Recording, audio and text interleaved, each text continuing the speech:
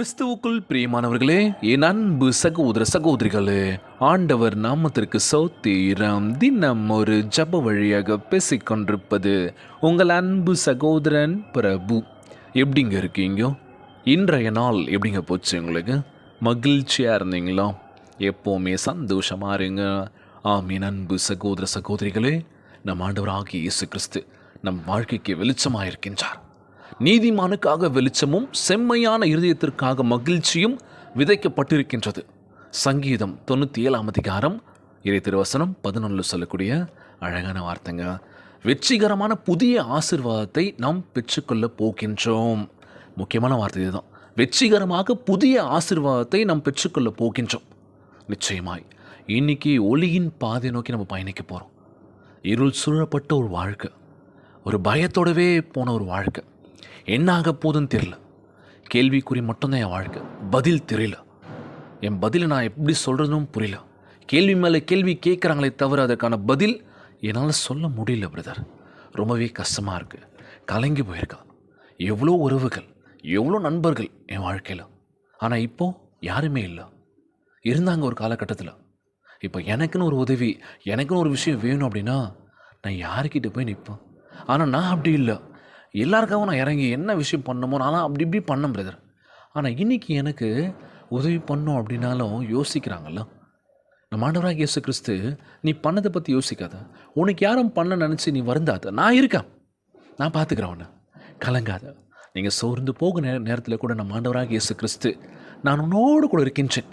நீதிமானுக்காக வெளிச்சமும் செம்மையான இருதயத்திற்காக மகிழ்ச்சியும் விதைக்கப்பட்டிருக்கின்றது. கண்டிப்பாக நான் உன் கூட இருக்கேன், நான் ஒன்று பார்த்துக்கிறேன். இந்த வெளிச்சம் நம்மை குறித்து எல்லா மக்களுக்கும் முன்பாக ஆண்டவருடைய சாட்சியாக விளங்கும். Praise Lord. ஆம் என் அன்பு சகோதர சகோதரிகளே, ஆண்டவருடைய வெளிச்சம் நம் மீது படப்போக்கின்றது.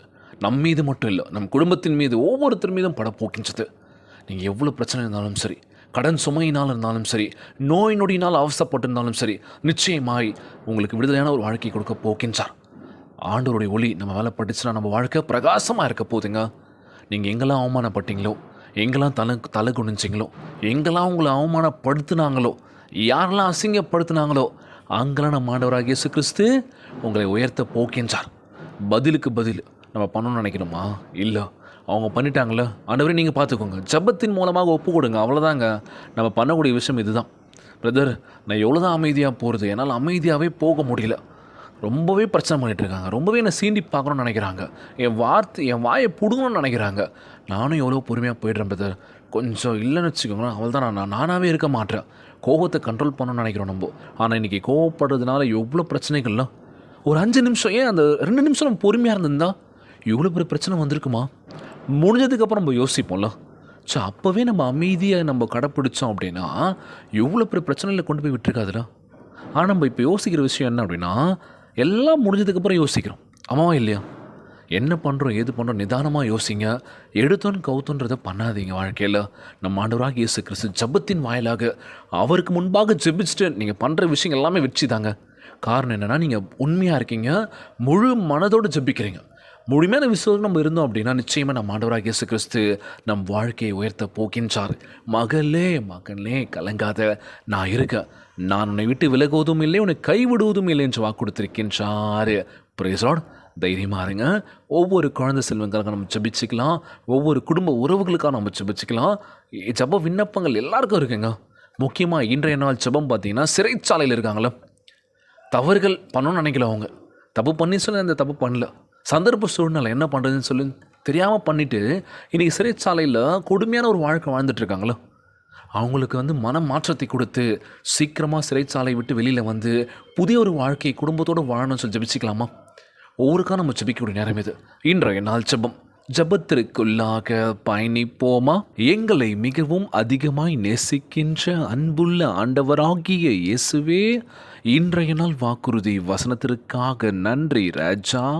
அன்புள்ள ஆண்டவரே, உம்முடைய நீதியை எங்களுக்குள் ஊற்றுவீராக. அப்பா, உமக்கு முன்பாக நேர்மையாக நடக்க வேண்டுமென்ற என் வாஞ்சையை தீர்ப்பீராக. உம் நீதியை எங்களுக்கு அருள செய்வீராக. ஆண்டவரே, உமது பரிசுத்தத்தை எங்களுக்கு தந்தரல வேண்டும் என்று ஜெபிக்கிறோம்ப்பா. உமக்கு முன்பாக எங்கள் எண்ணங்கள் சுத்தமானவையாக, எங்கள் விருப்பங்கள் பரிசுத்தமானவையாக, எங்கள் இருதயம் உம்முடைய வஸ்தாந்திரமாக இருப்பதாகப்பா. ஆண்டவரே, உண்மையான ஊழியனான நான் இருதயத்திற்கு பிரியமானவனாக இருக்கும்படி செய்யுங்கப்பா.